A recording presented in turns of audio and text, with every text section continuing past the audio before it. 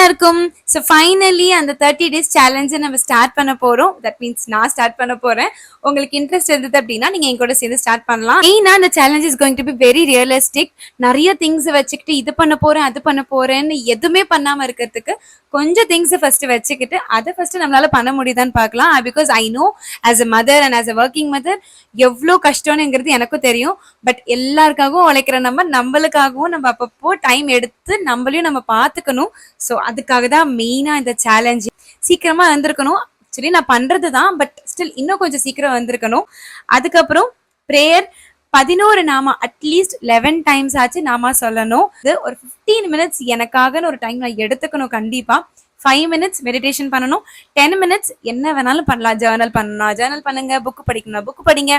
ஒண்ணுமே பண்ண வேணாம், சும்மா உட்காந்துட்டு வேடிக்கை பார்க்கணுமா அது கூட பண்ணுங்க. ஆனா உங்களுக்கான ஒரு 10 நிமிஷம் கண்டிப்பா எடுத்துக்கணும். குக்கிங்கை 10 மணிக்கு முன்னாடியே முடிச்சிடணும். 8:30 to 9 பிரேக்ஃபாஸ்ட் சாப்பிட்றணும். Next no screen time.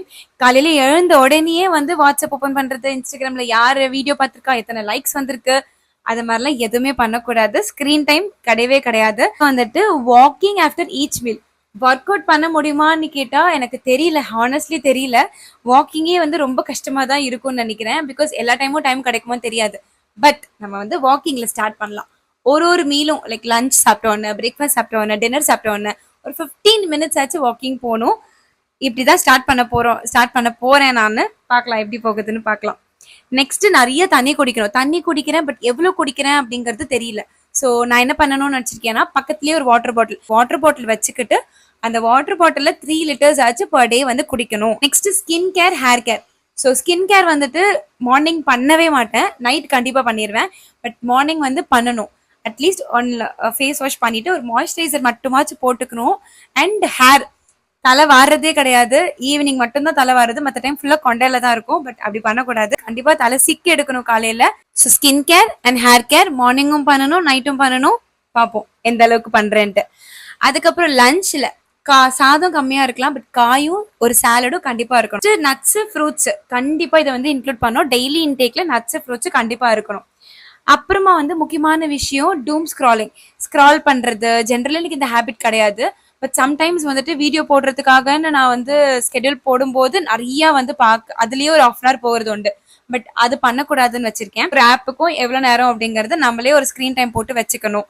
அது நெக்ஸ்ட் மல்டி டாஸ்கிங் பண்ணவே கூடாதுன்னு வச்சிருக்கேன்.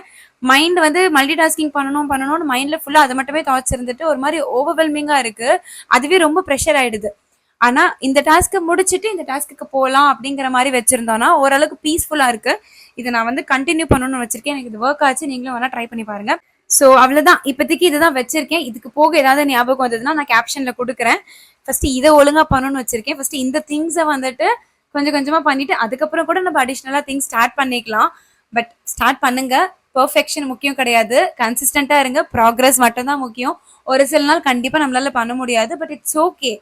அந்த டே பண்ணல அப்படின்னா அடுத்த நாளும் பண்ணக்கூடாதுன்றது இல்ல. சேலஞ்ச்ல 30 days மட்டும் தான் நான் பண்ணுவேன், அதுக்கப்புறம் விட்டுருவேங்கிறதும் தப்பு. 30 days சேலஞ்ச்ல நம்ம 20 days பண்ணிட்டேன், 10 days பண்ண முடியல, ஆனா திரும்ப என்னால கண்டினியூ பண்ண முடியும் அப்படிங்கிறது தான் குட் திங். நானும் என்னோட ப்ராக்ரஸ் அவங்க கூட ஷேர் பண்றேன்.